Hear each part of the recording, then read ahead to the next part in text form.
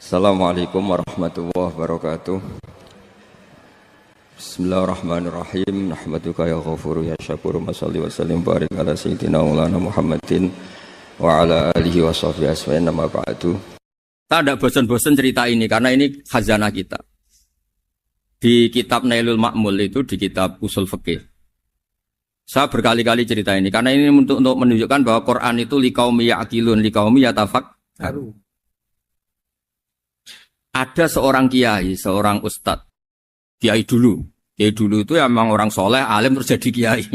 Kalau kiai sekarang tuh macam-macam, nganggur terus ingin jadi kiai, terus daftar gitu. Ada lowongan di yayasan, masuk ingin jadi ustadz, karena dengar ada gajinya. Dulu tuh udah ada seperti itu udah. Makanya dulu tuh kalau ustadz kiai pasti soleh karena dia alim terus ingin orang lain tuh mendapat ilmunya. Kalau sekarang nggak ada yayasan sehat, guru gajinya sekian. Yang nggak ingin jadi ustadz tuh daftar. Karena ada gaji. Apalagi ada kabar, ada gaji, ada mes, ada... Wah, yang daftar banyak ya. Tapi mentalnya ada kiai sebetulnya. Ya kalau sampean tanya itu baik dah Gus. Ya setengah baik. Ya maksudnya setengah baik, ya ada baik-baik ngajar itu kan baik. Tapi setengah saja karena motifnya itu nyari gaji, bukan ingin mencerdaskan umatnya Rasulullah SAW. Itu Imam Amudi itu guru matematika. Saya nggak bosan-bosan cerita ini. Guru matematika. Muridnya sampai takut ini masuk surga ndak. Kiai kok ndak ngajarin istighosa atau tahlil malah ngajarin apa? Matematika. Beliau meninggal terus muridnya tanya, "Ma fa'alallahu bik?" Kira-kira gitu. Apa yang dilakukan Allah? Allah nyambut Anda gimana? Terus kata Imam Amudi, bagus saya disuruh ngajar malaikat. Karena malaikat kan enggak pernah kayak anak beki gini ngaji gini. Malaikat tuh enggak pernah ngaji, dia iman saja karena tahu surga, tahu neraka terus iman gitu aja. Jadi imannya malaikat tuh enggak keren kita. Imannya loh ya. Loh itu yang ngendikan Nabi loh, enggak saya. Nabi pernah tanya sama sahabat, iman yang paling keren siapa? Jawabannya sahabat malaikat. Ya enggak, karuan malaikat iman. Dia yang tahu surga neraka, tahu segalanya, masa ada imannya? Pasti iman lah katanya. Terus ya para sahabat engkau iman ya wajar kan menangi saya, nemuin saya. Yang hebat itu orang-orang yang tidak melihat saya, tidak saya didik tapi tetap iman. Karena dididik akal, ya tadi dididik Quran, apa dididik Quran. Sama siapa? Teks bahasa Arabnya masang. Terus Imam Amudi kata Allah, suruh dia ngajarin para malaikat cara menemukan saya. Malaikat dikumpulin terus Imam Amudi disuruh ngajar. Sama singkat kata-katanya Allah di mimpi itu. Istadilla ala wahdaniyati. Bihadrati malaikati. Tolong ajarkan cara menemukan saya padahal Anda ini manusia yang tidak melihat saya. Anda di Jakarta kan lihatnya gedung-gedung. Paling jadi khayal terus nikmat lah Anda ikut punya tapi ikut nikmati. Orang desa-desa kalau ke Jakarta itu pokrol. Wah di Jakarta tuh gedungnya tinggi-tinggi, tidak kayak kampung sini. Lo udah ikut punya, ikut bangga. Di Jakarta orangnya cantik-cantik, tidak kayak orang sini. Padahal dia ya dapat orang cantik gitu. Jadi Allah tuh saking pinternya, miskin-miskin ya bisa berkhayal dan bahagia. Nah, itu alhamdulillah betul. Akhirnya itu apa ini anak-anak begini saya tak niati ngajar standar anak-anak akademik. Terus pertama yang diajarkan hanya bilang gini, sama siapa teknya? Ya malaikat wahi para malaikat. Terus beliau bilang, nisbatus naini wassalasah ila malanihayatalahu nisbatul far'i ilal asli. Angka itu jumlahnya berapapun 2, 3 sampai triliunan. Semuanya itu nisbatul far'i ilal asli. Binisbat ilal wahid nisbatul far'i ilal asli. Angka 2 ya cabangnya 1, 3 ya cabangnya 1, 1 triliun ya cabangnya 1. Tetap yang asal usul adalah angka 1. Itu nangis semua malaikat. Cara Jawa itu mandekman kowe iman kaya imanku. Makanya imannya ummatu Rasulullah SAW itu PD-nya yakinnya kayak imannya malaikat. Kalau Tuhan itu 1. Karena angka enggak bisa dimulai kecuali dengan angka 1. Makanya nisbatus naini wassalasah ila malani hayatalahu iku nisbatul far'i ilal asli. Semuanya itu nisbatnya cabang ke induk. Berarti semua alam raya ini tetap asal usulnya 1. Yaitu qul huwallahu ahad. Nah, itu namanya akal. Umatnya Rasulullah itu ditinggali mukjizat akal lewat panduan Quran sehingga meskipun kita tidak menangi Rasulullah, tidak menangi sahabat, kita tidak tahu malaikat Jibril, tapi cara iman kita ini tidak kalah keren. Yakin hakul, yakin. Terus kedua, gambar. Kamu gambar rumah, gambar hewan, gambar apa saja, mesti dimulai satu titik. Entah gambar kamu bagus, entah jelek, tetap dimulai satu titik. Nah, titik ini namanya nuqtatul wujud. Semua alam raya dimulai dari satu titik, yaitu nuqtatul wujud. Makanya Quran dimulai bismillah, dan bismillah itu dipilih sama Allah pakai pertama ba itu ada titik. Itu kata semua ulama, itu titik itu singkatan dari bi kana makana wa bi yakunu mayakun. Karena saya semuanya ada. Bi itu karena saya. Jadi makanya santri-santri beki, tidak usah bayangkan kamu jadi wali terus bisa terbang ke Mekah, tidak usah. Kalau terbang ke Mekah ya sudah umroh aja bayar. Kalau enggak ya maklaran KBH atau apa. Pokoknya cari gratis. Ya gratis kan ya. Dapat orang 10 gratis. Satu. Terus orang enggak umroh-umroh dirayu-rayu supaya umroh. Repot.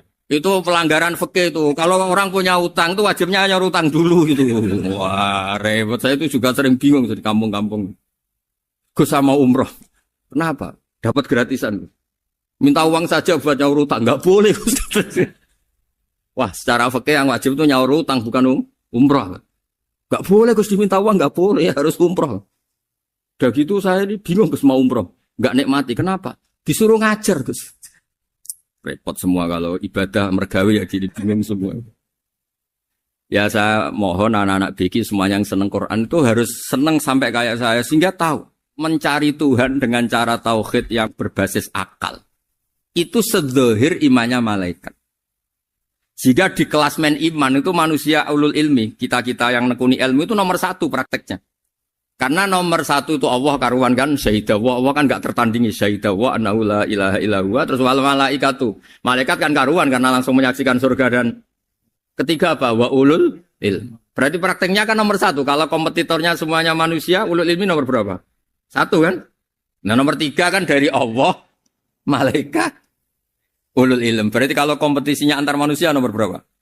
1 kan? Nah kenapa ulul ilmi di nomor 3 kan tapi dari Allah, malaikat, ulul. Kerennya kayak apa? Karena cara iman ulul ilmi itu enggak ada ragunya sama sekali. Kamu ragu enggak kalau 2 itu cabang dari 1, asalnya 1? Enggak pernah ragu kan? Semua gambar seruat apapun dimulai dari 1 titik. Ragu enggak? Enggak kan? Nah, imannya umatnya Nabi karena dipandu oleh Quran itu seyakin itu, sehakul yakin itu. Nah, itu terus Jubair bin itu jadi iman.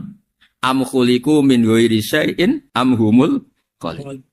Terus kata Allah lagi, kalau kamu tidak percaya saya yang bikin langit bumi ya gampang dong, kamu saja yang ngomong kalau kamu yang bikin. Paling orang sepakat kamu stres. Terus hanya ayat gitu, am khalaqus samawati wal ardh. Kalau kamu tidak yakin Allah yang bikin, ya silakan Anda klaim saja kalau kamu yang bikin langit bumi. Bala yukinun. Kamu juga gak mau kan dibilang stres. Ya, ini ngaji ilmu dulu, nanti bagian terakhir ijazah. Bismillahirrahmanirrahim. Ini riwayatul Bukhari.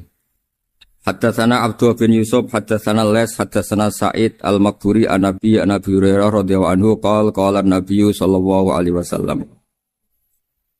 Ma minal anbiya'i nabiyyun illa qad u'tiya minal ayat ma mithluhu amana alaihil bashar.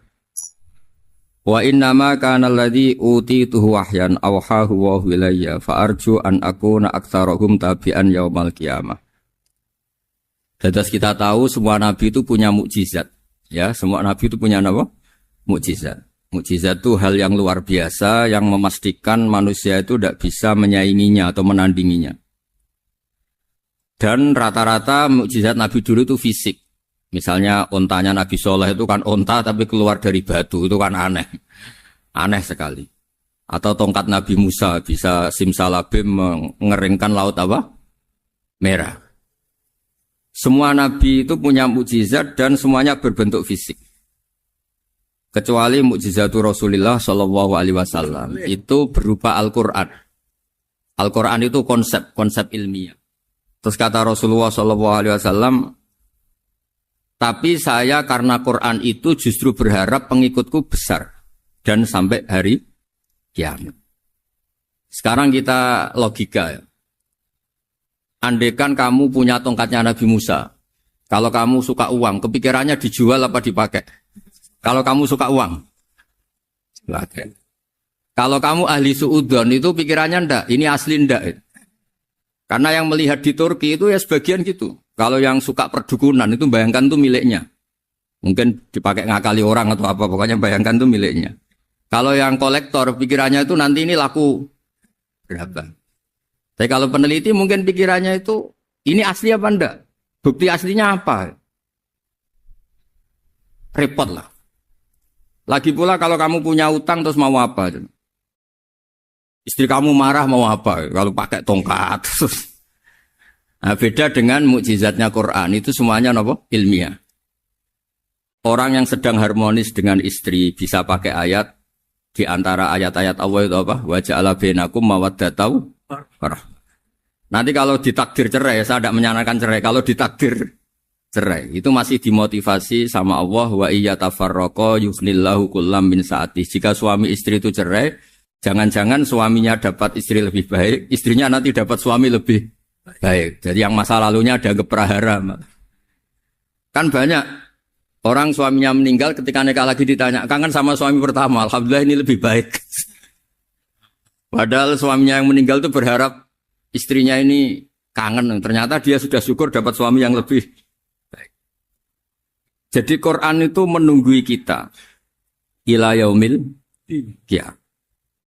Kita tidak bunuh diri. Itu ya barokahnya Quran. Karena problem apapun kita dinasihati apa sabar. Apa dinasihati sabar. Kan nggak mungkin kamu pegang tongkatnya Nabi Musa, punya masalah apa saja ngelihat tongkat. Bisa apa tongkat? Tapi kalau Quran kan nasihat, solusi. Makanya Nabi berharap dengan Quran ini, saya berharap pengaruh saya, pengikut saya terbanyak ila yaumil qiyamah. Terus beliau dikomentari begini sama, ini Fathul Bari, sarahnya Bukhari. Al-muradu anna mu'jizatil anbiya inqaradat binqiradi a'sorihim. Falam yushahidha illa man hadaraha. Problem mukjizat nabi-nabi dulu itu kan fisik. Sehingga yang tahu kalau Nabi Soleh punya unta yang ajaib, itu yang tahu ya hanya yang hadir saat itu. Yang tahu kalau tongkat Nabi Musa bertuah, itu juga yang tahu hanya yang hadir saat itu. Selebihnya tahu tongkat ya di museum. Tapi kalau Quran menjadi solusi, menjadi panduan, menjadi pegangan itu ila yaumil qiyamah. Kita beri contoh ya Quran panduan yang paling gampang misalnya begini. Dulu ini cerita ya. Dulu itu ada orang kafir cerdas namanya Jubair bin Mut'im. Itu saking pinternya dia, pinter juga tokoh. Itu sebagai delegasi pembebasan Asra Badrin. Jadi tawanan-tawanan perang Badar itu mulai dulu ya ada negosiasi mau dibebaskan. Terus orang-orang kafir ini menugaskan namanya Jubair bin siapa? Mut'im. Ini ada di Bukhari. Karena ini ngaji di Jakarta. Kalau orang nggak tahu hadis juga tanya ini sahih ndak gitu. Wong nggak tahu kok tanya itu aneh. Padahal kalau dibodoni itu ya nggak tahu. Tapi ya tetap tanya hadisnya ini sahih ndak. Ini kata kiai apa kata nabi ini? Memangnya kata nabi kamu dengar kan ya lewat kiai. Memang. Setelah itu Jubair itu datang ke Medina. Dengerin, datang ke mana? Madinah. Kemudian dengar Nabi baca Wattur pas sholat maghrib. Jubair karena Nabi dulu gak ada hotel, gak ada pondok ya. Pondoknya Nabi hanya sufah itu. Nabi baca maghrib, bukan diskusi, bukan debat. Baca Wattur wa kitabim mastur firrokim mansur wal baitil ma'mur wasaqufil marfu wal bakhril masjur. Terus itu. Kemudian sampai pada titik ayat am khuliqu min ghairi syai'in. Masa manusia atau alam raya yang maujudat, yang nyata, yang wujud nyata. Kemudian asal-usulnya itu ketiadaan. Ini kan hadhil alam maujud. Alam ini kan nyata. Masa sesuatu yang nyata, penciptanya itu tidak nyata. Jadi gak mungkin ada faham nihilisme. Kalau faham nihilisme berarti melahirkan teori begini. Al-adamu yakhluqu maujudan. Sesuatu yang tidak ada, menciptakan yang... Itu kan akal gak bisa nerima. Kalau sesuatu ini ada, penciptanya pasti ada. Terus Akhirnya Jubair bin Mut'im itu simpuh di depan Rasulullah terus bilang, "Ya Muhammad, kada qalbi ayatir." Hampir saja hati saya terbang. Kalau riwayatnya Imam Ahmad, faka'anna masudi qalbi, hati saya dihancur. Semua teori yang saya bawa untuk ngelawan kamu sekarang luluh semua, hancur semua. Yang benar adalah teori Anda bahwa Tuhan itu satu dan Tuhan itu ada sebelum semua makhluk. Coba kalau Nabi Muhammad ada Jubair bin Mut'im terus menyembunyikan tongkat dekat mihrab. Terus dilihat ini apa. Paling pikirannya ini dari kayu apa. Terus yang bentuk tongkat itu tukang pemahatnya siapa. Kok kurang keren kalau di Blitur gimana ya. Kan malah panjang. Kira-kira kalau mukjizat itu dari tongkat itu malah panjang. Panjang lah pokoknya. Panjang. Lagi pula kamu coba kan gak ngarah mandi. Itu yang mandi kan nabinya bukan tongkatnya. Coba tongkatnya Nabi Musa coba anak-anak beki itu. Dipakai mukul kucing aja tidak mesti mati itu. Jadi enggak jelas mukjizat-mukjizat seperti itu enggak. Tapi kalau Quran menunggui. Sampai saking hebatnya Quran, teori rasionalitas kampanye di mana-mana. Tingkat validitas, tingkat kebenaran Quran. Itu bahkan bisa diuji tanpa membuktikan. Tanpa apa? Cukup pakai akal. Ya, terus saya teruskan. Fala yamurru terus al-murad anna mu'jizatil anbiya in qaradat binqidari asam wa mu'jizatul Qur'an mustamirratun ila yaumil qiyamah. Wa kharquhu lil adat fi uslubihi wa balaghatihi wa ikhbarihi bil maghibat. Terus kata ini yang ngarang Fathul Bari sarahnya Imam Bukhari. Fala yamurru asrun minal a'sar illa wa yadharu fihi syai'un mimma akhbaru bi annahu sayakun yadullu ala sihhati da'wahu. Wa hadza aqwal muhtamilat. Wa takmiluhu fil ladzi ba'da. Wa qilani ya. Anal al-makna anal mu'jizat al-madiyah kanat khissiyatan tusyahadu bil absar kana qoti soleh wa asa Musa. Mukjizatnya nabi-nabi dulu itu hanya penyembuh, hanya pelengkap, hanya nuruti keinginan mata. Seperti dahsyatnya apa? Laut Merah diseblak apa dipukul sama tongkatnya Nabi siapa? Itu semuanya itu hanya memanjakan mata. Urusan mata. Terus wow itu. Tapi kalau mukjizatnya Nabi Muhammad itu berdasar akal. Maksudnya berdasar akal nih dengerin ya. Dengerin betul. Ketika Laut Merah terus tersibak kan wow itu keren kan? Terus kita bilang menyimpulkan, wah kita tidak akan mampu. Itu bodoh sekali kesimpulan kita tidak akan mampu. Meskipun bikin nyamuk Anda juga tidak mampu. Loh untuk memutuskan tidak mampu saja kok sampai pertunjukan seperti itu tuh laopo, cek goblok gitu. Nah kalau kita karena umat yang pinter untuk memaksa kita nggak mampu, Allah bilang Inna wa la yastahi ayadriba mathalam ma ba'ud. Kita melihat nyamuk langsung berkesimpulan tidak mampu. Saya berkali-kali cerita nyamuk itu sudah kecil, masih punya urat, uratnya kayak apa? Masih punya kuman, kumannya seberapa? Ya enggak? Nyamuk itu kecil, punya organ tubuhnya punya urat. Itu kalau kamu pinter, antara tongkatnya Nabi Musa menyibak Laut Merah sama nyamuk itu sama-sama berkesimpulan melahirkan satu faham bahwa kita tidak mampu. Loh, untuk memaksa tidak mampu saja kok menuju pertunjukan ada onta keluar dari batu. Nakotu soleh, ada tongkat yang bisa mengeringkan laut. Cik goblok ya. Lah kita alhamdulillah ada jenis goblok yang seperti ini. Untuk ikrar bahwa Allah itu hebat ala kulli syai'in, cukup lihat nyamuk. Kagum kan? Sudah ada usah bikin hidup. Saya berkali-kali mencontohkan.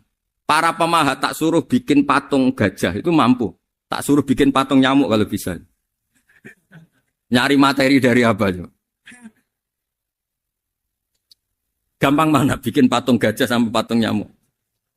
Gajah, makanya Allah bikinnya contoh itu untuk ijaz itu pakai nyamuk, bukan pakai gajah. Itu kalau ustadz-ustadz yang agak jorok malah contohnya nyamuk, Gus. Itu kecil. Itu kayak apa? Di dalamnya dia hamil. Itu anaknya kecil lagi, telurnya kecil lagi, itu gimana itu cara bikin itu? Makanya di sini ada kitab Itqan, itu komentarnya itu lucu. Ini kitab Al-Itqan karangannya Imam Suyuti. Ini persis komentar saya tadi ya. Kata Imam Suyuti, pengarang kitab Itqan, wa ya imma khissiyah wa imma aqliyah. Jadi mukjizat itu ada yang fisik, bisa dilihat indra, panca indra, bisa dilihat akal. Wa aktsaru mu'jizati Bani Israil kanat khissiyah li baladatihim. Bilada itu goblok. Wakil lati basoirihim. Dasar wong goblok. Mukjizat itu ngenteni sing wow. Maksudnya dasar wong untuk ngakui Allah hebat saja kok nunggu hal-hal yang seperti itu gitu. Paham gitu? Mergo likil lati napa aklihim. Wa aksaru mu'jizati hadil ummah aqliyatun li farati dzakaihim wa kamali afwahihim. Dan mukjizatnya umat ini semuanya berdasar akal karena sudah cerdas. Jadi andaikan kita melihat tongkatnya Nabi Musa menyibak Laut Merah dengan melihat nyamuk, kesimpulan kita sama. Sama-sama wow, sama-sama keren, sama-sama memastikan kita tidak mampu. Makanya terus Quran menerangkan wa ma min dabatin fil ardi wala ta'iri yatiru bi janahihi illa umamun amsalukum. Jadi keseharian kita lihat burung kok terbang. Itu sudah ayatun min ayatillah. Paham nggih? Dados niki kudu bangga ditunggoni napa Quran, nggih, ditunggoni napa Quran. Wa mu'jizatul Quran tusyahadu bil basirah fayakunu mayattabi'u li ajlihi aksar. Terus li annal ladzi yusyahadu bi aini ra'si yang qaridu bingkiradi musyahidi. Sesuatu yang tampilan dahsyatnya itu disaksikan mata, maka itu bisa habis. Era tongkat Nabi Musa seperti itu habis enggak? Bisa mengeringkan Laut Merah, habis kan? Tapi era mukjizatnya Quran ila yaumil qiyamah. Ya contoh sosial, saya kembali lagi ke sosial. Kamu punya teman awet atau punya istri awet, itu konsepnya ya wal kadhiminal ghaidh, agak gampang tersinggung. Coba kalau kamu setiap tersinggung putus, setiap tersinggung habis, kamu tidak punya teman, tidak punya istri. Sampai kita awet seperti ini, kalau kecewa ya wal kadhiminal ghaidh, ngempet. Termasuk saya ini, biasanya ngaji khusus terus baca gini ya kecewa. Tapi barokahnya diwarai Quran wal kadhiminal ghaidh, ngempet Gus, ngempet. Terus kecewa sama teman, kenapa tidak putus? Karena wal afina Aninna sudah, kalau kecewa maafkan. Coba kalau kita kecewa presiden, dia mau kecewa menteri, dia mau kecewa orang tua minggat. Ya kalau dicari, kalau tidak kan malu. Saya itu punya teman tak tanya, kecewa besar sama bapak itu. Kenapa tidak minggat? Malu. Kenapa malu? Takut gak dicari. Itu orang tuh paling malu itu kalau keluar dari rumah gak di. Saya punya teman lagi, saya ini takut mati. Kenapa? Takut istri saya tidak nangis. Itu kematian terburuk itu kalau mati tahu istrinya ada nangis, itu malu betul itu. Makanya jangan mati, pokoknya pastikan orang sekeliling ada nangis itu baru berani mati, kalau enggak jangan. Ya jadi mukjizatnya Nabi itu luar biasa. Nah ini terus saya teruskan ya, makanya mukjizat terbesarnya Nabi adalah Al-Quran. Karena Al-Quran itu cerita tentang hukum-hukum akal, cerita tentang logika-logika peradaban. Misalnya logika peradaban, contoh paling gampang. Di Quran itu ada sekian ayat yang Allah cerita peradaban. Misalnya wa ahsinu innallaha yuhibbul muhsinin. Itu dikutip, terus kemudian disimpulkan dalam peradaban. Kata Sayyidina Ali karramallahu wajhah, ngendikannya gampang. Ahsin man syi'ta takun amirah. Kamu berbuat baik saja sama seseorang, maka otomatis kamu akan jadi pemimpinnya. Ada orang gak tamat SD, gak tamat papa, gobloknya minta ampun. Tapi karena gaji seorang pakar, kamu tak gaji 1 bulan 1 miliar, perusahaan saya jadikan besar. Itu dikongkan ngalor ngidul ya nurut. Hanya karena dia ihsan. Terus wastaghni amman syi'ta takun nadhira. Saya ulang lagi. Wastaghni amman syi'ta takun nadhira. Dan kamu jangan butuh orang lain, siapapun dia, maka kamu akan setara. Misalnya ada menteri orang antri mau salim, tapi kamu tidak butuh, kan tenang saja. Tapi kalau kamu butuh, habis kamu. Ya kan? Kamu tidak butuh seseorang, maka kamu posisinya akan setara. Kamu harus sopan karena punya utang jasa. Kalau nggak punya apa-apa kan setar. Ya enggak? Misalnya kamu jajar rektor atau jajar menteri, jajar apa saja. Kalau kamu tidak punya utang kan, kamu jajar menteri tidak punya utang. Sama jajar satpam tapi punya utang, takut mana?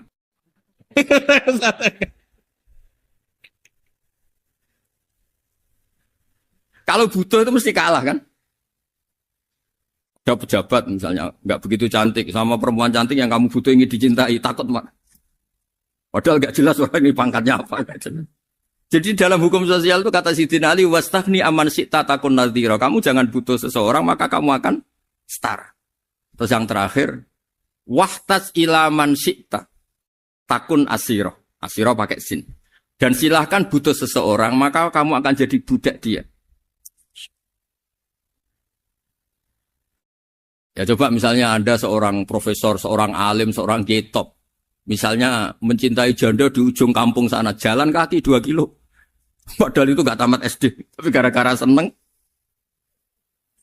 kacau kan? Logika kepangkatan hilang semua kan? Jadi itu hukum peradaban. Itu mewakili isi-isi sosial yang diterangkan Quran. Ya, jadi paketnya 3 tadi ya. Ahsin man syi'ta takun amiro. Kamu berbuat baik sama seseorang, maka kamu bisa memimpin. Wastahni amman syi'ta takun nadhira. Kamu jangan butuh seseorang, maka kamu akan setara. Bok kamu ketemu orang terkaya di dunia. Yo ketemu orang terkaya di dunia, kamu jejer, kamu tidak butuh dia. Tenang kan bisa setara kan? Tapi kalau butuh, harus sopan, ngajukan proposal, harus berakhlak karimah. Makanya sekarang, Anda kok berakhlak kenapa? Ternyata mau nyalek. Biasanya Anda berakhlak kok berakhlak. Ada apa ini? Makanya guyonan di Rembang itu Beb Husain itu. Kalau ada orang mendadak sopan sama temannya, temannya curiga, kok tumben sopan, mau utang ya? Zaman akhir itu kacau.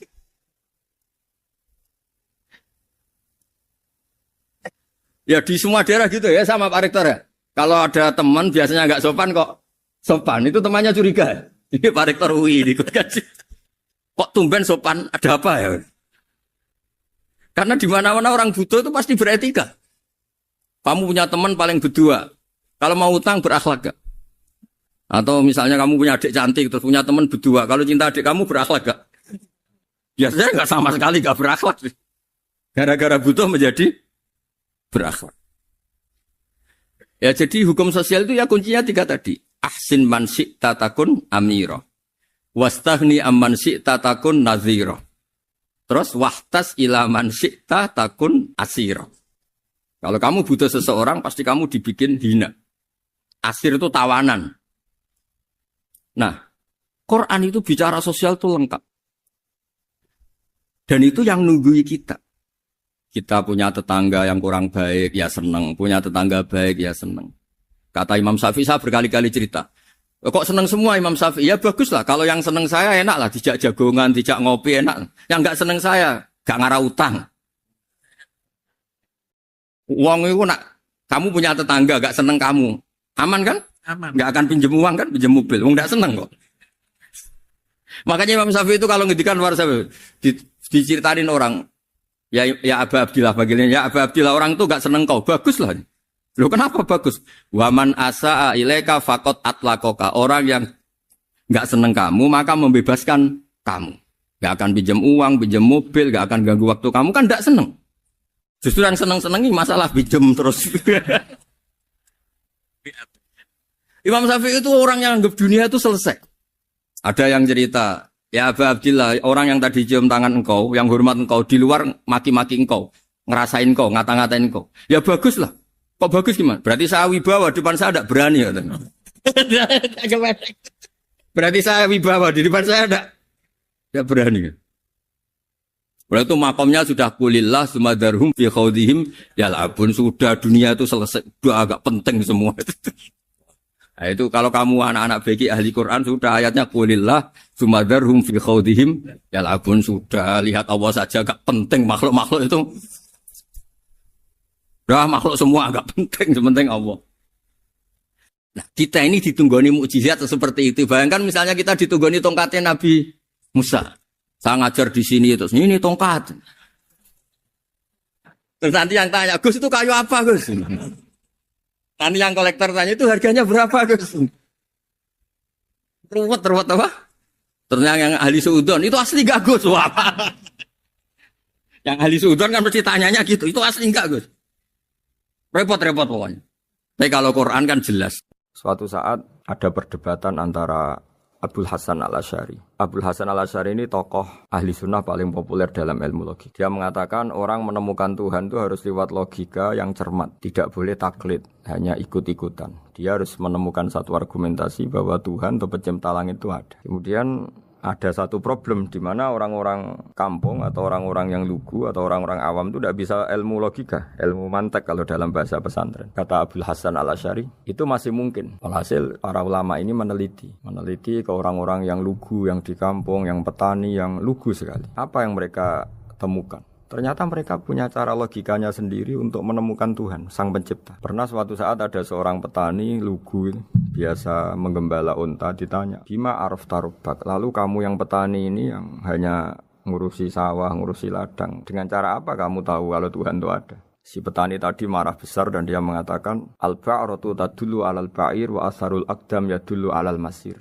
Kata petani tadi, yang namanya ada kotoran unta, pasti ada untanya. Yang namanya ada jejak kaki, pasti ada yang barusan lewat. Artinya kalau ada makhluk, pasti ada pencipta. Ini logika awam yang mudah. Kita tidak mungkin mengatakan bumi ini pencipta, mengatakan matahari pencipta. Kelihatan sekali kebendaannya, kelihatan sekali bahwa bumi matahari tidak punya ikhtiar, tidak punya kekuatan. Kelihatan sekali sifat-sifat kemakhlukannya. Jika benda-benda ini karuan makhluk, pasti menunjukkan bahwa ada penciptanya, ada khalik.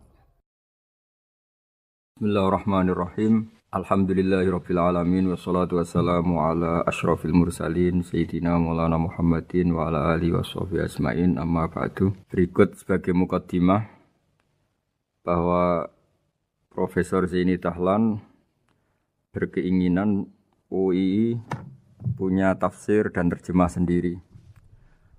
Lewat proses yang panjang dan melibatkan tim, di antaranya saya, terbitlah tafsir versi UII juga terjemah versi UII. Di antara ciri khas terjemahan UII adalah bahwa bahasa Arab yang tentu mengandung kesusastraan Arab, balaghah, kemudian ditransfer untuk pembaca Indonesia. Sehingga di antara ciri khas terjemahan UII adalah dengan rasa Indonesia dan tentu tidak merubah makna. Berikut beberapa kutipan yang perlu pemirsa atau pendengar tahu. Al-Quran adalah satu kitab suci yang diturunkan kepada Nabi besar Muhammad SAW. Dan di antara ciri Al-Quran adalah menjelaskan kebenaran secara jelas, secara gamblang. Sebagaimana firman Allah, bahwa Rasul adalah Rasulun minallah yatlu suhufam mutahharah. Rasulullah diutus oleh Allah Subhanahu wa taala ketika penduduk Makkah sangat-sangat jauh dari kebenaran. Mereka adalah penyembah berhala yang dikira sebagai Tuhan, dan jumlahnya Tuhan-Tuhan itu banyak sekali. Suatu saat Rasulullah mendakwahkan bahwa Tuhan itu satu dan harus satu. Tapi kata mereka, kenapa Muhammad menjadikan Tuhan satu? Padahal urusan kita banyak, problem kita banyak. Harusnya Tuhan itu juga banyak. Ini yang diceritakan dalam surat Shad, Aja'alal alihata ilaha wahida inna hadza lasyai'un ujab. Bagaimana mungkin urusan kita yang banyak, yang harusnya butuh Tuhan banyak, kemudian menjadi hanya Tuhan satu. Lalu Rasulullah dengan sabar, dengan telaten memberi penjelasan. Dan ini yang disebut al-bayyinah, penjelasan yang sangat jelas, sangat gamblang, sangat rasional. Kata Rasulullah dalam sebuah hadis yang diriwayatkan dalam Musnad Ahmad, teksnya begini. Orang-orang yang menyembah selain Allah, itu ibarat kama sali rojulin istaro abdan min kholisi malih biwarikin au dhahabin. Faja'ala ya'malu, mereka mau bekerja tapi wayu'ti ghullatahu ila ghairi sayyidi. Fa'ayyukum sarruhu ayyakuna abduhu kadzalik. Nabi lalu kemudian bikin analogi. Wahai masyarakat Mekah, bagaimana kalau Anda ini jadi seorang pembantu atau seorang budak lalu punya majikan banyak. Dan semua majikan Anda ini punya perintah yang beda-beda, punya selera yang beda-beda. Semuanya atasan Anda, semuanya majikan Anda. Apa Anda senang punya majikan yang banyak? Lalu mereka bilang, wah susah Muhammad kalau kita punya majikan banyak. Tuhan kamu adalah majikan kamu. Bagaimana kalau Tuhan banyak, punya perintah yang beda-beda, punya selera yang beda-beda? Kalian pasti akan kebingungan. Ya sudah Muhammad, normalnya Tuhan itu satu. Sehingga mereka tercerabut dari pemikiran bahwa Tuhan harus banyak. Ini yang dimaksud dalam surat Al-Bayyinah. Lam yakunil ladzina kafaru min ahlil kitab wal musyrikina munfakina hatta ta'tiyahumul bayyinah. Bahwa orang-orang kafir, baik kafir ahli kitab maupun kafir musyrik Mekah, mereka tidak pernah terlepas dari sifat kekafirannya, yaitu menuhankan banyak Tuhan, sampai datang sebuah bayinah. Bayinah itu argumentasi kebenaran yang begitu jelas. Setiap membawa kebenaran, argumentasinya meyakinkan. Itu siapa? Rasulun minallah yatslu suhufam mutahharah, yaitu Rasul yang membacakan lampiran-lampiran suci, yaitu Al-Quranul Karim. Dengan penjelasan analogi tadi, kemudian orang-orang Mekah sadar, susahnya kayak apa kalau Tuhan banyak, lalu perintahnya beda-beda, seleranya beda-beda, hukumnya beda-beda. Ini membingungkan. Akhirnya mereka ngakui bahwa pentingnya logika tauhid. Nah ini yang Rasulullah ini benar-benar berstatus bayinah. Kemudian analogi betapa buruknya kita saat menyembah selain Tuhan. Lalu Rasulullah mencontohkan sebagaimana yang saya kutip tadi dari Musnad Ahmad. Misalnya Anda punya pembantu atau zaman dulu budak. Anda beli dari harta kamu, dari uang kamu. Kemudian budak ini kerja. Yang ngasih makan kamu, yang fasilitasi kamu, toko milik kamu, semua milik kamu. Kemudian dia kerja dan hasil dari kerjanya dia dikasihkan ke orang lain. Kamu senang tidak punya budak yang seperti itu, kata Rasulullah. Wah kita semua tidak senang Muhammad. Sama seperti itu. Kamu adalah bisa makan rezeki dari Allah. Kamu nempat di buminya Allah. Kamu minum dari air yang dibikin Allah. Kemudian Anda menyembah selain Allah. Itu aneh apa enggak? Menyembah zat yang tidak memberi rezeki kamu, yang tidak bikin bumi untuk kamu, yang tidak bikin langit untuk kamu, yang tidak bikin fasilitas air untuk kamu. Aneh enggak? Semenjak itu mereka berpikir betapa buruknya mereka menyembah berhala, menyembah arca, menyembah Yesus, menyembah macam-macam. Nah ini yang disebut Rasulullah adalah orang yang benar-benar bayinah. Ketika melontarkan kebenaran, benar-benar jelas sehingga diterima secara akal yang sehat. Karena semua akal yang sehat akan menerima agama ini disebut fitratallahi fatarna salih. Bahwa agama ini agama fitrah. Orang yang normal, yang cara berpikir normal pasti menerima agama ini. Nah, UII dengan terjemahan ini dan dengan tafsir ini ingin memberi penjelasan simbol-simbol yang ada di beberapa surat. Di antara lagi yang di bab muamalat. Betapa Rasulullah itu punya logika yang benar-benar mudah diterima. Dulu orang Arab dalam bab muamalat jual beli biasa menjual kurma masih kecil, masih belum jelas jadi kurma yang baik apa enggak. Kalau istilah orang Jawa masih pentil ini. Kalau bahasa Arab qobla buduwi solahiha. Calon buahnya itu belum pasti jadi buah. Kemudian masih bunga, masih apa sudah dijual. Dengan transaksi asumsi harga andekan sudah jadi kurma. Kalau dalam Jawa mungkin jual mangga sebelum tua masih pentil, masih kecil. Lalu kata Rasulullah, kamu jangan melakukan itu. Kenapa ya Rasulullah padahal kita butuh uang? Kata Nabi, Ara'aitum in mana Allahu as-samra fa bima yastakhillu ahadukum mala akhi. Bagaimana kalau buah-buah yang masih kecil itu kemudian berguguran karena satu musim atau karena apa? Lalu kamu mendapat uang itu atas nama apa? Yang dikatakan tijarah adalah muawadhah. Pembeli dapat barang, kamu dapat uang. Lalu kalau barang yang ada enggak menjadi buah yang baik, Anda menerima uang itu atas nama apa? Rasulullah secara haru, secara mengingatkan nurani kita dengan redaksi fabima yastahillu ahadukum mala akhi. Lalu kamu mendapat uang saudara kamu atas nama apa? Kalau atas nama buah, mereka belum mendapat buah.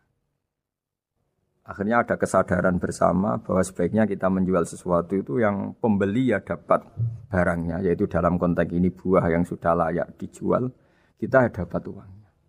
Ini lagi-lagi Rasulullah al-Bayyinah sekali memberi penjelasan begitu jelas.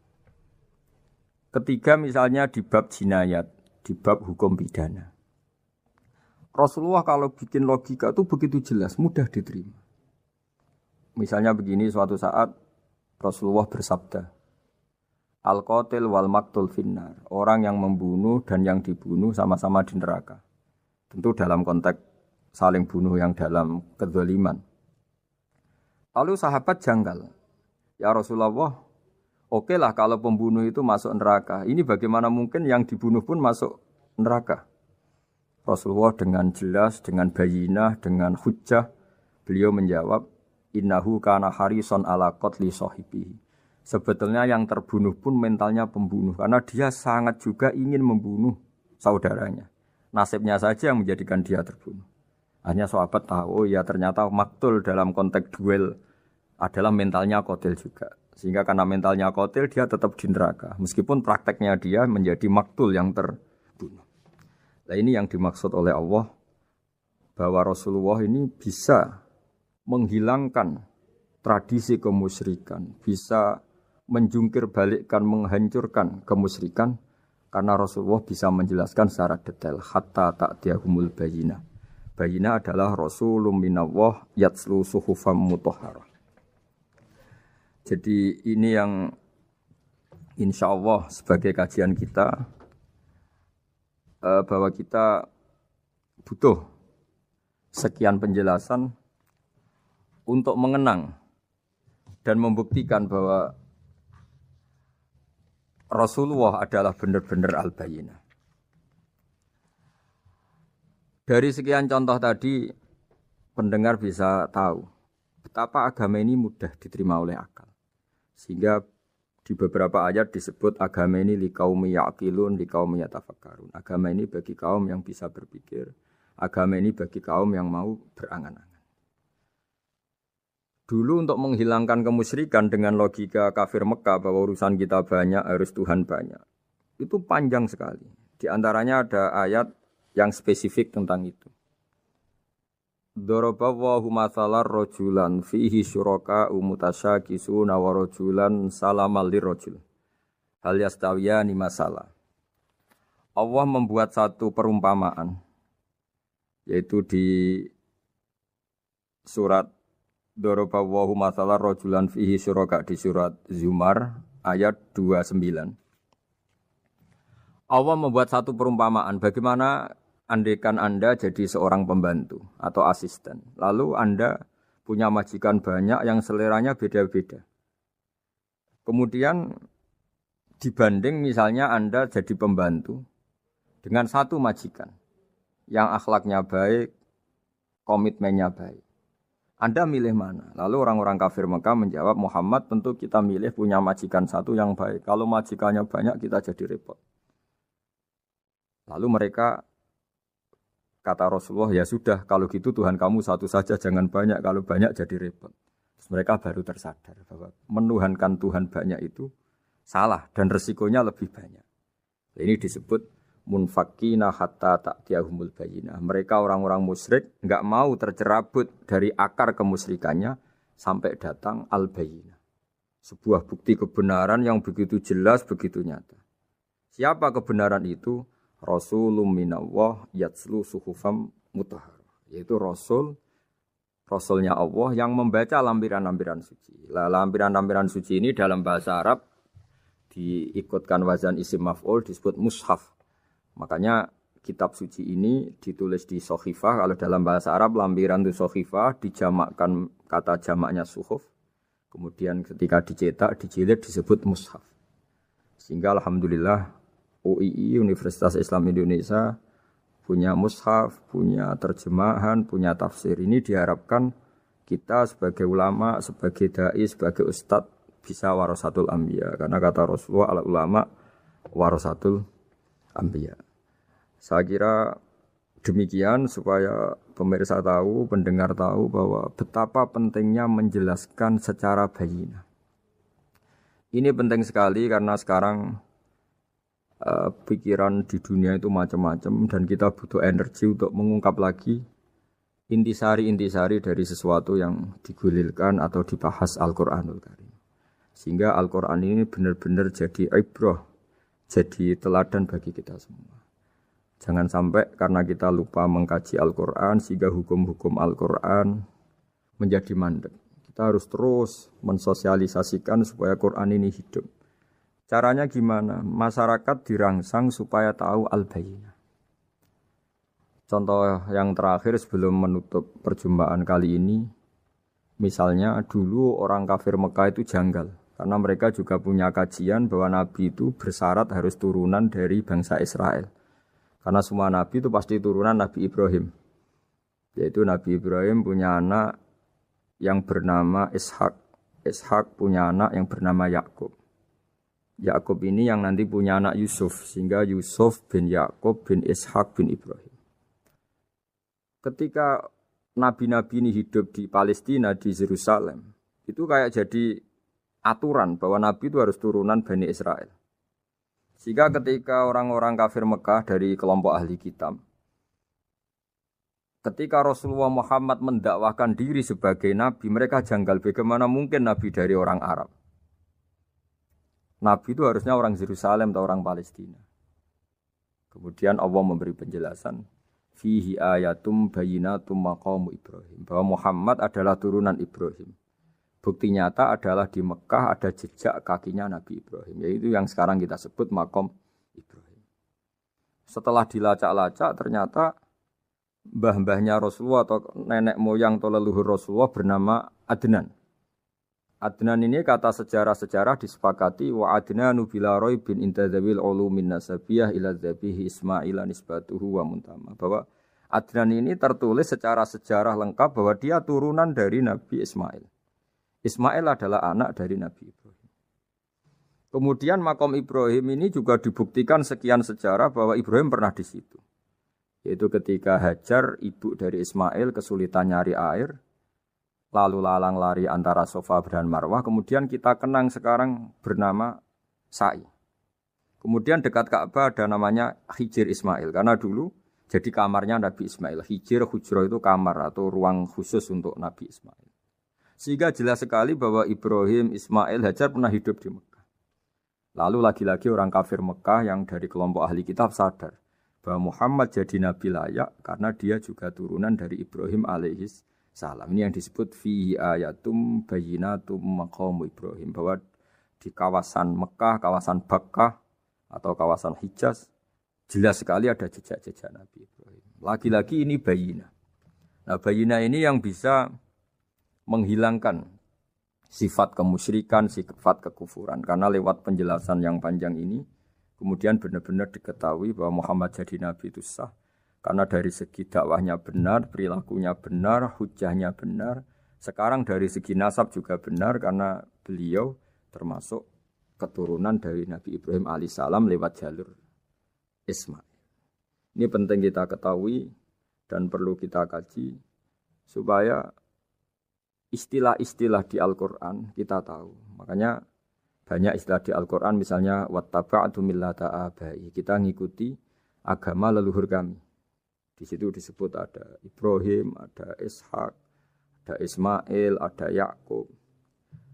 Kenapa demikian pendengar? Bahwa karena agama ini butuh tradisi. Dan tradisi ini menjadi komunitas sosial. Sehingga ketika tradisi ini sudah mantap, insya Allah lewat kebenaran agama ini akan menyingkirkan kemusyrikan. Contoh paling mudah begini, Nabi itu melarang orang menyembah batu. Tapi kemudian dalam tradisi Islam sendiri ada orang sholat kemudian sujud. Yang secara zahir sujud itu mencium batu atau mencium masjid tempat kita sujud. Apalagi kita mencium Hajar Aswad. Secara kasat mata seakan-akan kita ini menghormati betul Hajar Aswad. Sehingga orang kafir mencibir. Muhammad itu aneh. Dia melarang kita menyembah batu, tapi dia sendiri mencium Hajar Aswad seperti itu. Dia sendiri menyembah batu. Orang kalau sujud seakan-akan seperti itu. Tapi lewat penjelasan Nabi, bahwa kita sujud hanya kepada Allah. Kita kalau sujud baca sajadah wajhililladzi khalaqahu wa sawwarahu wa syaqqa sam'ahu wa basarahu bihaulihi wa quwwati fatabarakallahu ahsanul khaliqin. Wajah kami sujud kepada zat yang menciptakan wajah kami, yang mengasih kita pendengaran, yang mengasih kita pandangan. Hanya Allah saja yang ahsanul khaliqin, hanya Allah saja zat yang paling baik dalam penciptaan. Ini penting sekali saya katakan bahwa sehingga sujud kita yang seperti itu adalah simbol tawadhu. Tidak ada kaitannya dengan kita ini menyembah batu. Sehingga kita tradisikan ke anak-anak saat sujud baca subhana rabbiyal a'la wa bihamdi. Kita ajarkan mereka bahwa semua selain Allah adalah ciptaan Allah. Jadi andai kan enggak ada tradisi tauhid yang dijelaskan begitu detail. Saat kita haji bilang labbaik Allahumma labbaik, labbaik la syarika lak labbaik. Innal hamda wan ni'mata laka wal mulka la syarika lak. Ya. Setiap kita haji mengitari Hajar Aswad kita bilang nikmat semua dari Allah. Enggak ada syarik bagi Allah, enggak ada mitra bagi Allah, enggak ada sekutu bagi Allah. Sehingga karena ini kita maklumatkan, kita kumandangkan. Meskipun umat Islam itu mencium Ka'bah, mencium Hajar Aswad, enggak akan disalahpahami ini bentuk penuhanan kepada Hajar Aswad atau kepada Ka'bah. Karena kita ungkapkan innal hamda wan ni'mata laka wal mulka la syarika lak. Enggak ada syirik, enggak ada mitra bagi Allah. Sehingga dari sekian talbiyahnya Rasulullah kita tahu ini bentuk pemaklumatan tauhid. Bahwa tauhid harus dikumandangkan lewat kalimat-kalimat thayyibah, lewat pemikiran-pemikiran logika hujjah bahwa Tuhan pasti satu dan yang jadi Tuhan hanya Allah Subhanahu wa taala.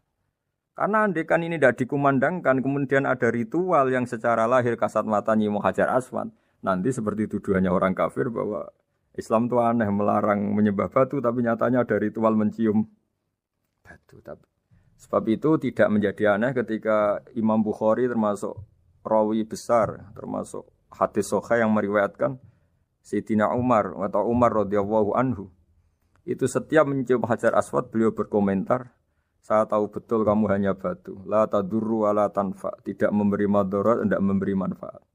Kalau saja saya tidak melihat Rasulullah mencium kamu, maka saya tidak mau mencium kamu.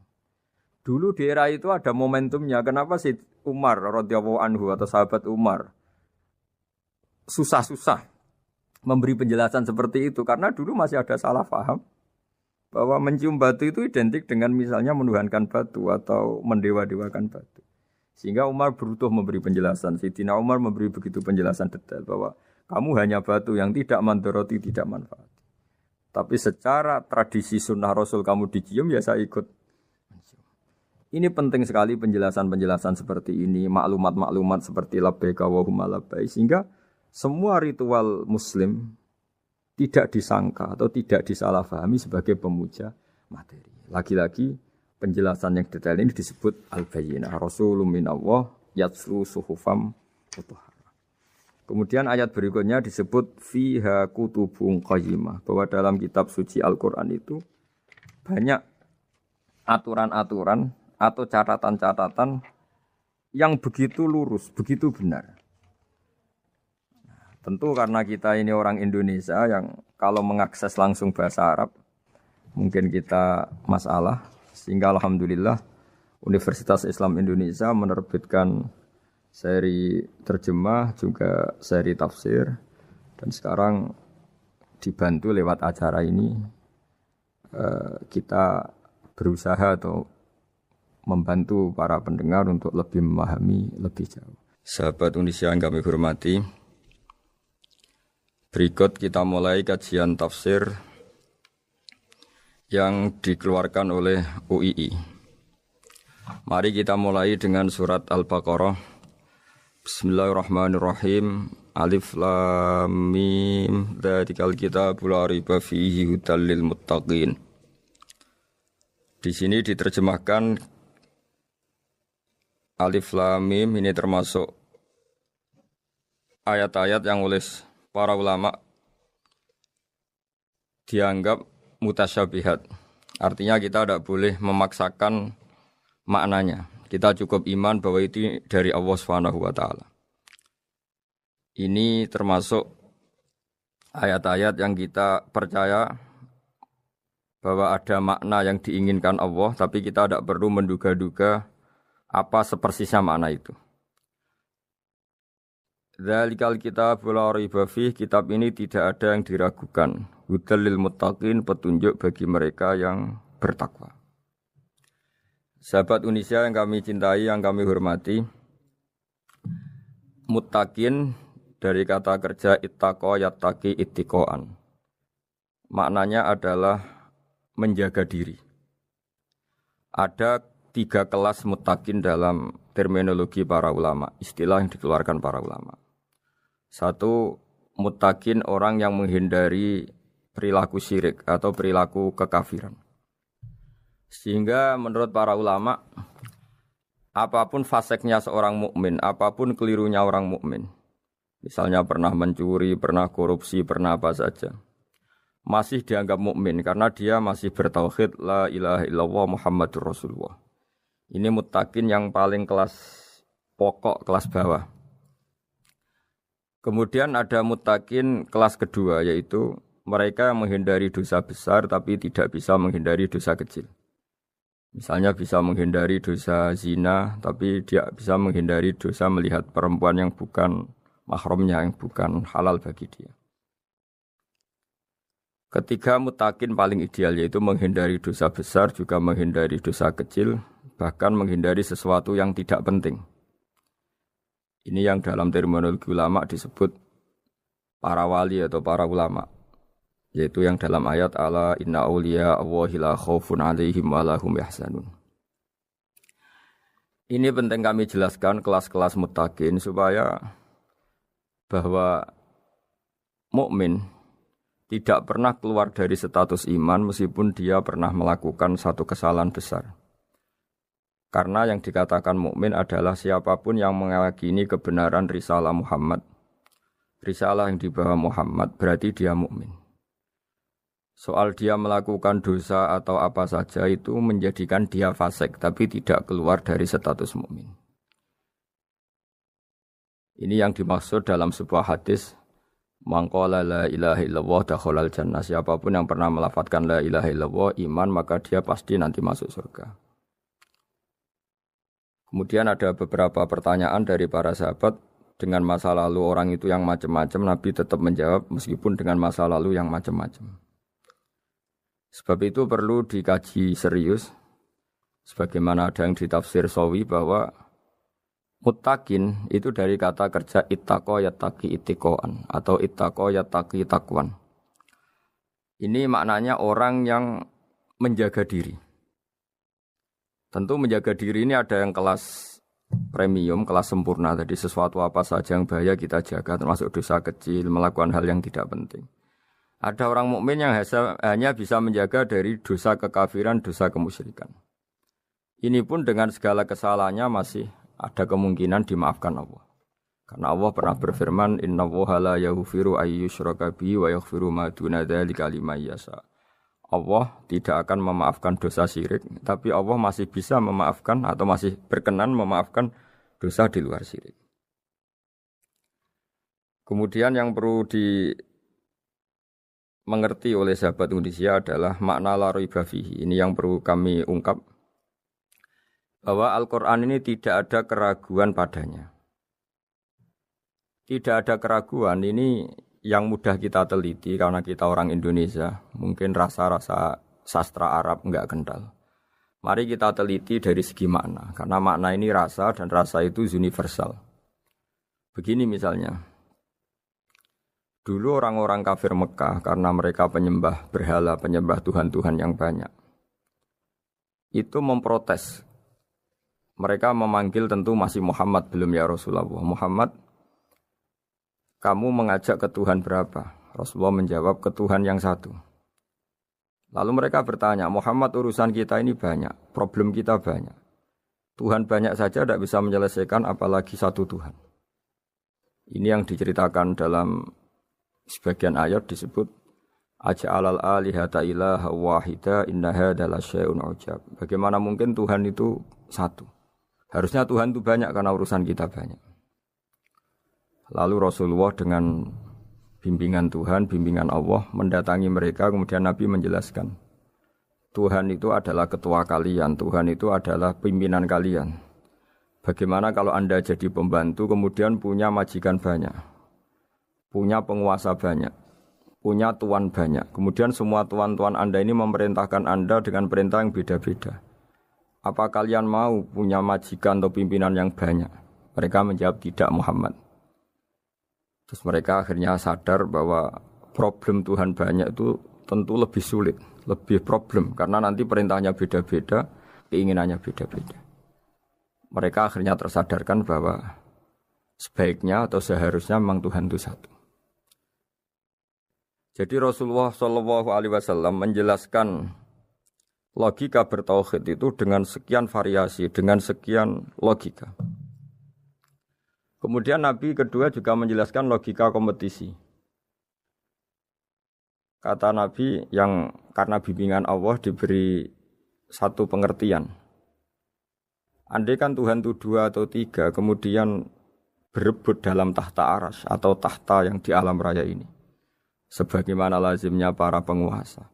Maka pasti ada yang menang, ada yang kalah. Dan yang kalah tentu gak layak sebagai Tuhan. Ini yang disebut wala ala ba'duhum ala ba'd. Tentu kalau Tuhan itu banyak, mereka akan berkompetisi, akan bertarung. Dan pasti pemenangnya ya satu, karena memang layak jadi Tuhan tetap satu. Sadarlah bahwa orang-orang kafir Quraisy, orang-orang kafir saat itu sadar pentingnya bertauhid. Ketiga, Nabi juga menjelaskan tauhid secara ilmu logika. Begini para pendengar.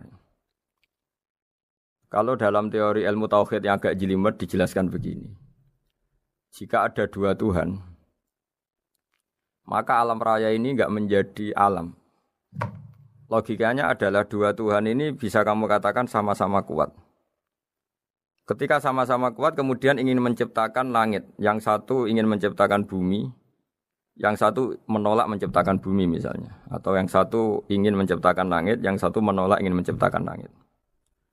Kemudian ternyata bumi ini terbukti wujud. Logika awam adalah yang berhasil menciptakan bumi berarti Tuhan. Yang gagal atau kudrohnya gagal, kemampuannya gagal tidak bisa menciptakan bumi, gagal menjadi Tuhan. Ini logika awam. Logika ini pun kita terima. Tapi kalau menurut logika ahli tauhid, ahli pakar-pakar logika, cara berpandangan begini. Ketika Anda mengatakan ada 2 Tuhan yang sama-sama kuat, kemudian terbukti yang satu mampu menciptakan bumi, yang satu tidak. Bahasa Anda mengatakan sama-sama kuat ini sudah batal dari awalnya karena terbukti bahasa Anda salah, sama-sama kuat ternyata yang satu tidak mampu. Sehingga dalam pikiran orang-orang ahli tauhid mengatakan membayangkan Tuhan saja itu enggak kebayang karena turunan kata ini pasti selalu salah. Karena tadi misalnya dikatakan andai kan ada 2 Tuhan, kemudian yang satu mampu menciptakan bumi, yang satu tidak. Padahal Anda tadi bilang sama-sama kuat, ternyata terbukti yang satu tidak kuat. Berarti kata Anda sama-sama kuat ini salah. Ini pula yang diajarkan Rasulullah lewat bimbingan Allah, lewat wahyunya yang disebut Kulau kana fihi ma alihatun illallahu la fasadata. Karena kalau ada 2 Tuhan pasti kamu sifati sama-sama kuat. Ternyata sifat sama-sama kuat ini batal demi hukum karena ternyata yang satu tidak mampu menciptakan bumi. Atau kamu sifati 2 Tuhan ini sama-sama lemah. Itu tidak mungkin lagi karena ternyata bumi ini terbukti wujud. Pasti penciptanya ini tidak yang sangat kuasa. Jadi logika-logika tauhid sedemikian dibangun oleh Rasulullah lewat bimbingan Allah Subhanahu wa taala. Logika keempat supaya kita iman dan tambah kuat imannya adalah logika yang mudah dicerna oleh kebanyakan orang atau yang bisa diindra. Begini misalnya dalam sebuah ayat di surat Al-Kahfi, kemudian di awal surat Al-Ahqaf, kemudian di sebagian surat At-Tur, ada penjelasan begini. Ketika Rasulullah mengajak manusia menyembah Allah, kemudian orang-orang kafir tanya, lalu Tuhan kamu siapa Muhammad? Tuhan saya adalah Allah menciptakan langit bumi. Terus mereka berandai-andai, ada Lata, ada Uzza, ada Manat, ada Hubal. Itu Tuhan-Tuhan kami. Terus Rasulullah bertanya, apakah Tuhan-Tuhan yang kamu sembah itu memberi kontribusi saat langit dan bumi diciptakan? Mereka menjawab, tidak Muhammad, itu Tuhan-Tuhan yang kami bikin. Begitu juga asumsi tentang Tuhan-Tuhan yang lain. Apakah Isa ikut menciptakan bumi atau menciptakan langit? Tentu jawabannya tidak. Karena Isa lahir di bumi, orang tahu tanggal lahirnya, tahu tahunnya, dan sebelum ada Isa juga sudah ada bumi. Sehingga untuk menetapkan tauhid, berkali-kali Quran tanya, Amman khalaqas samawati wal ardo, siapa sih yang menciptakan langit bumi? Siapa sih yang menurunkan air dari langit? Siapa yang mengatur ini, itu. Akhirnya mereka menjawab, itu semua Allah Muhammad. Begitu juga kemungkinan setan misalnya. Setan itu fisik atau makhluk atau apa saja yang tidak kita lihat. Kemudian setan itu lewat rayuannya, lewat tipu dayanya ingin disembah. Kata Allah menjelaskan ini, ma asyadduhum khalqas samawati wal ardi wala khalqa anfusihim. Kamu tidak perlu takut sama setan atau apalagi menuhankan setan. Setan itu tidak yang punya reputasi menciptakan langit dan bumi. Bahkan setan tidak bisa menciptakan dirinya sendiri. Ini menjadi pengetahuan bagi kita betapa bagi pakar-pakar tauhid, ahli tauhid, ketika setan nyatanya diusir dari surga, itu pun versi mereka. Versi mereka pun mengatakan seperti kita bahwa setan itu diusir dari surga dan ya keluar dari surga.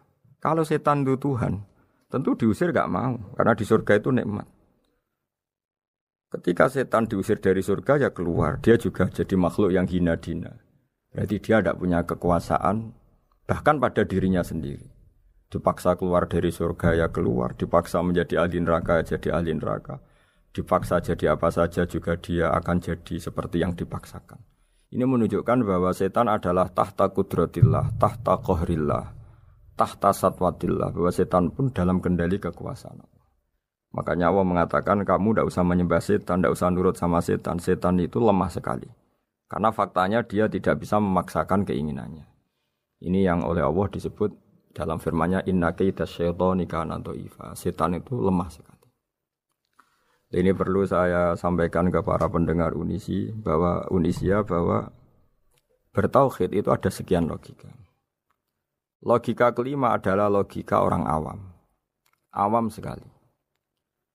Suatu saat ada perdebatan antara Abul Hasan al-Asy'ari. Abul Hasan al-Asy'ari ini tokoh ahli sunnah paling populer dalam ilmu logika. Dia mengatakan orang menemukan Tuhan itu harus lewat logika yang cermat. Tidak boleh taklid, hanya ikut-ikutan. Dia harus menemukan satu argumentasi bahwa Tuhan atau pencipta langit itu ada.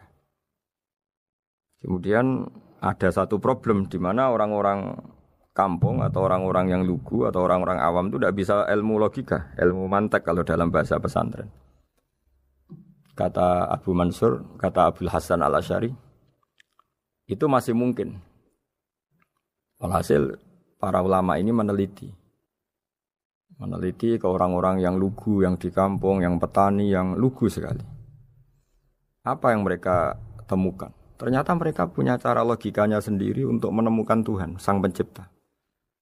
Pernah suatu saat ada seorang petani lugu biasa menggembala unta ditanya,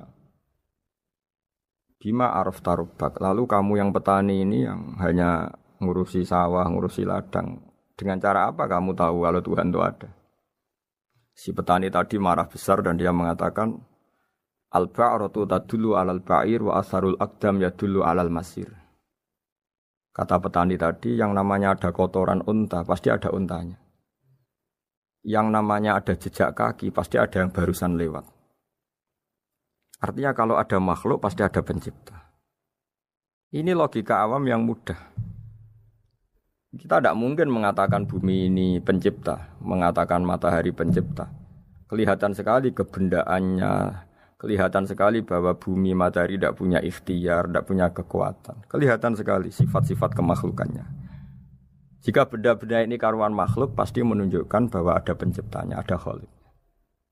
Dalam logika Bedui tadi, si Bedui tadi, kalau ada kotoran sapi, pasti ada sapinya. Meskipun sapinya sudah sekarang nggak terlihat, mungkin sudah jalan kemana. Sama, kalau ada jejak kaki, meskipun orang yang tadi lewat sudah kita nggak tahu, tapi kita pasti tahu, pasti ada yang lewat. Ini yang dimaksud dalam bahasa Arab, al-ba'ratu tadullu alal ba'ir, kalau ada kotoran sapi atau kotoran unta, pasti ada untanya. Wa atharul aqdam yadullu alal masir. Kalau ada jejak orang lewat, pasti tadi ada orang lewat. Nah, semua metode ini digunakan semua oleh Rasulullah. Logika yang bagi intelektual, logika bagi kaum awam, logika bagi kaum menengah. Ya tidak awam, tidak intelektual. Semuanya digunakan. Semuanya jadi media untuk memastikan bahwa logika tauhid ini logika pilihan. Logika yang benar-benar logika. Sehingga dalam banyak ayat disebut agama ini liqaum yaqilun, liqaum yatafakkarun. Bagi kaum yang bisa berpikir, bagi kaum yang punya akal. Lalu kemudian kami teruskan alladzina yu'minuna bil ghaibi. Ini kata ghaibi bukan kayak dalam bahasa Indonesia misalnya setan atau hantu disebut barang gaib. Kata ghaibi dalam bahasa Arab adalah perbandingan atau lawan kata dari al-musyahad yang bisa disaksikan langsung lewat indera. Kita orang mukmin iman bahwa surga ada, padahal kita tidak pernah melihat surga. Kita mukmin iman bahwa neraka ada, padahal kita belum pernah melihat neraka. Ini sesuatu yang maghoba anil absor, yang mata kita tidak melihat, fisik kita tidak menyentuh. Kita pun iman. Asal sesuatu itu mansus ya, dikatakan secara eksplisit oleh Quran dan hadis. Kalau dalam bahasa usul fikih disebut al-mansus. Ciri mukmin diantaranya adalah yang paling pokok alladzina yu'minuna bil ghaibi. Iman dengan sesuatu yang enggak kelihatan. Lalu kemudian para ulama cara pandang beda-beda. Bedanya bukan karena mereka bertentangan enggak, tapi ini menurut kelas rasa yang berbeda-beda.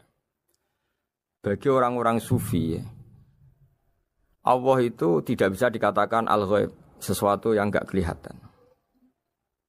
Karena Allah itu begitu jelas, az-zahir. Kata orang sufi, Allah itu zahir. Begitu juga dalam Asmaul Husna disebut Allah itu az-zahir. Begitu jelas.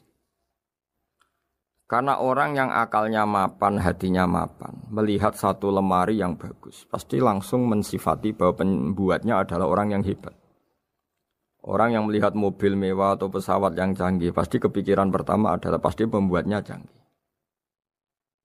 Sehingga eksistensi pembuat pesawat itu adalah orang hebat, itu langsung tertanam ketika melihat pesawat itu hebat. Bagaimana mungkin seseorang ragu akan kehebatan pembuat pesawat ketika melihat detail-detail pesawat? Pasti langsung kepikiran kalau pembuatnya itu hebat. Memutuskan bahwa pembuat pesawat hebat itu tidak harus ketemu yang membuat, juga tidak harus melihat. Tapi akal kita pasti meyakini pembuatnya itu hebat. Berarti keputusan menyimpulkan bahwa pembuatnya hebat adalah az-zahir begitu jelas. Begitu juga langit dan bumi, matahari semuanya tertata rapi. Air dengan fungsi manfaat yang sebegitu hebat, oksigen, semua tanaman, buah-buahan. Meskipun kita tidak pernah melihat Tuhan, tapi akal kita, nurani kita pasti berkeyakinan dan tahu betul pasti pembuatnya itu zat yang super hebat, super bijaksana. Sehingga dalam kategori ini Allah tidak bisa dikatakan sesuatu yang enggak tersentuh, yang enggak terjangkau. Allah itu az-zahir begitu jelas. Sehingga di antara Asmaul Husna disebut az-zahir. Sebab itu saya menganjurkan atau saya punya saran bahwa alladzina yu'minuna bil ghaibi itu contoh paling mudah itu kayak surga, kayak neraka. Kalau Allah sendiri itu az-zahir, mudah diketahui.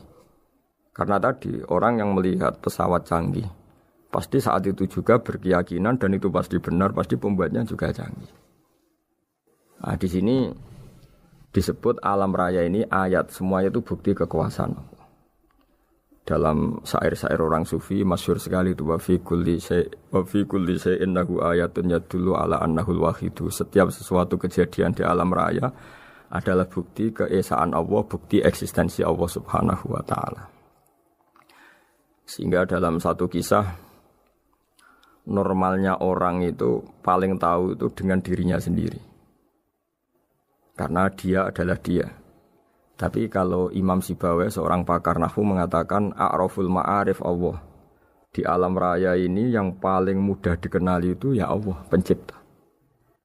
Karena andai kan kita sendirian di hutan, kemudian kita mulai punya akal. Kita mungkin tidak tahu diri kita ini siapa. Tapi setidaknya kita langsung menyimpulkan bahwa kita tidak bisa menciptakan diri kita sendiri. Ketika kita berkesimpulan tidak bisa menciptakan diri kita sendiri, pasti kita terus berkesimpulan ada di luar kita yang menciptakan kita. Nah, sebab itu kenapa sifat mencipta ini yang pertama kali dikenalkan oleh Allah kepada nabinya untuk dikenalkan kepada umatnya. Yaitu disebut Iqra bismi rabbikal ladzi khalaq. Muhammad, bacalah dengan nama Tuhanmu. Sifat Tuhan yang paling mudah dikenali oleh siapapun adalah sifat pencipta. Karena ketika seseorang yakin dia lahir sudah ada bumi, dia lahir sudah ada langit, dia pasti akan tahu bahwa dia ada penciptanya. Sehingga paling mudah mensifati Allah atau mensifati Tuhan adalah bismi rabbikal ladzi khalaq. Terus kemudian di antara ciri orang baik adalah wa yuqimunas shalat. Kemudian beriman kepada yang gaib, menegakkan salat. Kata menegakkan adalah dari kata menjaga aturan-aturan atau sesuai aturan-aturan salat. Kita tahu dalam salat ini ada beberapa syarat yang harus dipenuhi. Misalnya harus wudu, harus suci di tempat yang suci. Terus ada syarat-syarat dalam internal salat, dia harus baca Fatihah, harus tumakninah, macam-macam. Itu eksistensi definisi salat. Kemudian kata berdiri juga diartikan para ulama, eksistensi sholat harus diketahui secara publik, secara sosial.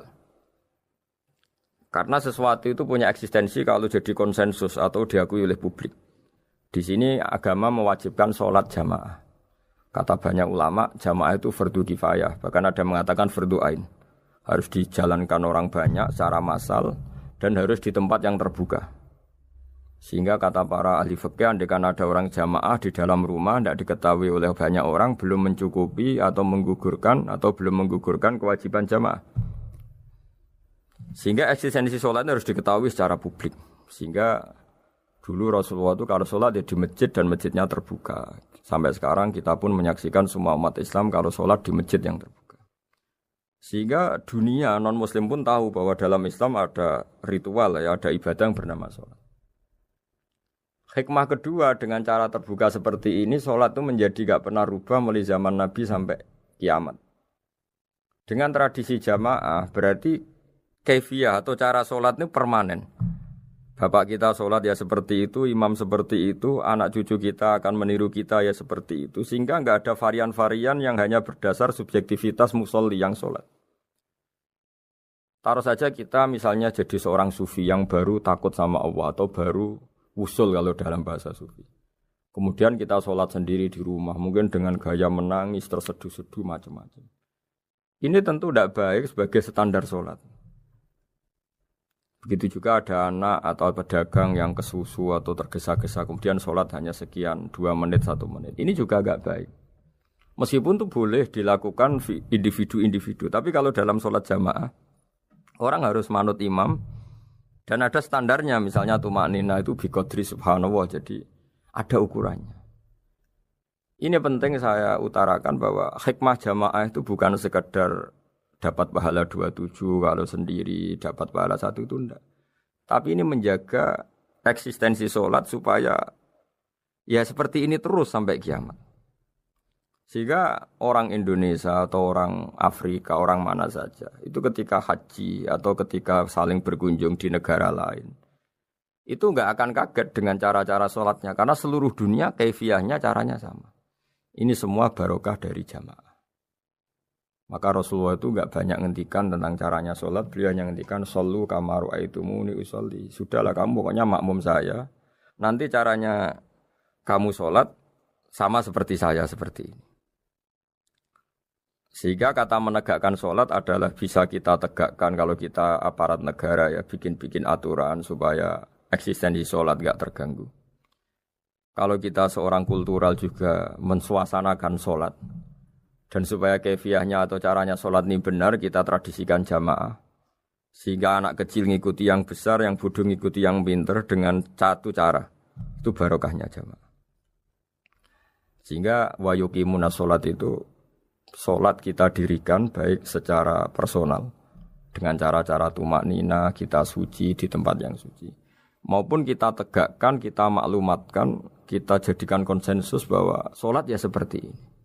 Sehingga ada khayal-khayal lagi dalam Islam. Misalnya nyuwun sewu ada aliran yang mengatakan Ya kalau Tuhan itu kan enggak bebas arah, bebas tempat. Terus dulu pernah ada orang sesat sholat sampai 4 rakaat 4 arah, alasannya Tuhan itu tanpa arah. Enggak akan terjadi seperti itu. Karena ijma'nya umat Islam, konsensus umat Islam akan menolak faham yang seperti itu. Jadi saya mohon sekali, ini pentingnya jamaah. Dengan jamaah maka caranya sholat, cara meyakini madhab kiblat dan sebagainya terjaga ila yaumil qiyamah sampai hari kiamat. Terus sifatnya orang mukmin lagi wa mimma razaqnahum yunfikun, dan menafkahkan sebagian rezeki yang kami berikan. Ya ini termasuk zakat, sedekah. Jadi ada sebuah riwayat mengatakan inna fil mali haqqon. Harta itu ada haknya, yaitu zakat. Tapi ada juga saran inna fil mali haqqon siwa zakat, di luar keharusan zakat juga ada hak-hak kita untuk memberikan sebagian rezeki kita. Taruh saja misalnya saya punya uang 10 juta. Secara nisab zakat belum sampai 1 nisab. Karena 1 nisab itu sama dengan nilai 84 gram emas. Itu kalau diuangkan, kalau 500 ribu ya sekitar 42 juta. Tapi kita sebelum punya 1 nisab pun tetap ada keharusan mengeluarkan sebagian. Yaitu tentu dalam fikih kita wajib mengeluarkan uang untuk anak kita, untuk istri kita.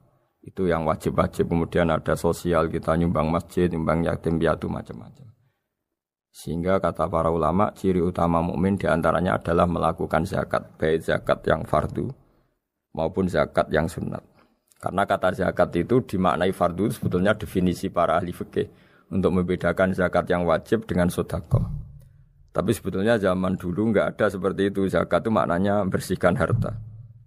Sedekah dari kata sedekah bukti benarnya iman. Jadi sedekah dari kata dari kosakata sedekah yasduqu sidqan, sesuatu yang membuktikan kita loyal itu disebut sedekah.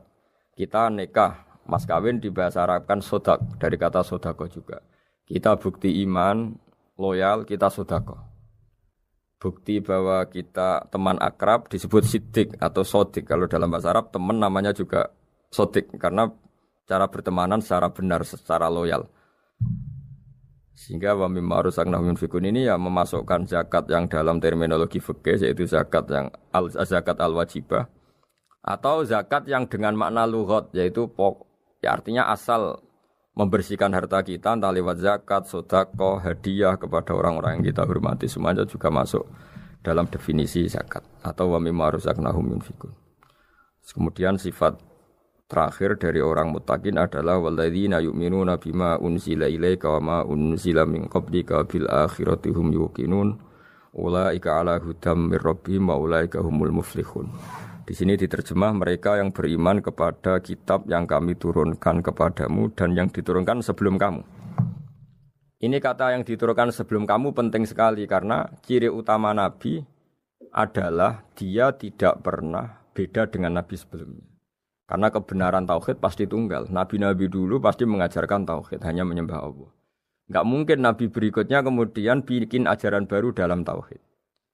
Sehingga andaikan semua kitab Injil, Taurat itu masih versi yang orisinil, pasti enggak ada yang beda dengan Quran. Karena ciri utama kebenaran adalah iman dengan Quran dan iman kepada kitab yang diturunkan sebelum Al-Quran. Wabil akhiratihum yuqinun, mereka juga yakin akan datangnya hari akhir. Itu bisa disebut yaumul ba'ats. Terus ketika semua kriteria itu terpenuhi baru ulaika ala hudam mir rabbihim wa ulaika humul muflihun. Mereka itulah yang berada pada petunjuk Allah dan merekalah orang-orang yang berbahagia. Para pendengar sahabat Indonesia, semoga kajian ini bermanfaat. Dan ini mulai ayat 1 sampai 5 dalam surat Al-Baqarah, yaitu surat yang dalam tartibnya mushaf nomor 2 setelah Fatihah. Jadi kalau dalam ulumul Quran disebut ada surat yang berdasar nuzulul Quran, yaitu surat Iqra, kemudian Mudaththir. Ada urutan surat yang berdasar tartibul mushaf, yaitu yang kita punyai sekarang, yaitu Fatihah, terus Baqarah dan seterusnya. Dan urutan-urutan ini pun sesuai petunjuk Rasulullah SAW. Saya kira demikian. Mohon maaf atas semua kesalahan. Wassalamualaikum warahmatullahi wabarakatuh.